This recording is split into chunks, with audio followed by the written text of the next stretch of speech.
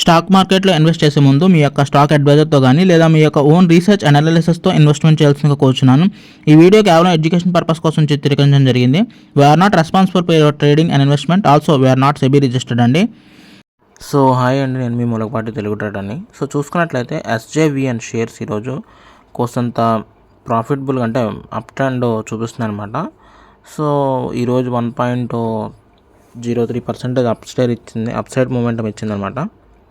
But కానీ నేను డిప్లోనే by చేశాను అనమాట. నాకు వరకు ఇది ఎక్కడ బై చేసినా నాకు ప్రాఫిట్ అనండి. అదే చూస్తాను అనమాట. ఈరోజు 5 షేర్స్ అయితే బై చేశాను అనమాట SJVN. ప్రజెంట్ మనం 250 షేర్స్ అయితే హోల్డ్ చేస్తాం. SJVN షేరు మెల్లమెల్లగా పైకి వెళ్తుంది. అంటే ఇది రిట్రేస్మెంట్ అయింది యాక్చువల్లీ నిజం చెప్పాలంటే.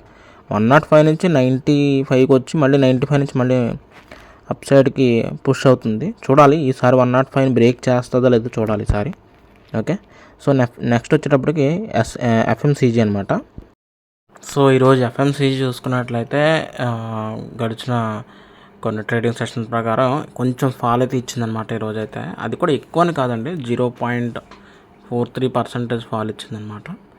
సో నేనైతే లోనే బై చేశాను అనమాట. నేను ప్రజెంట్ 57.97 దగ్గర 99 దగ్గర నేను 56 షేర్స్ బై చేస్తే ఈరోజు ఇంకో 5 షేర్స్ 57.93 ఏరియా వచ్చేటానికి బై చేశాను అనమాట.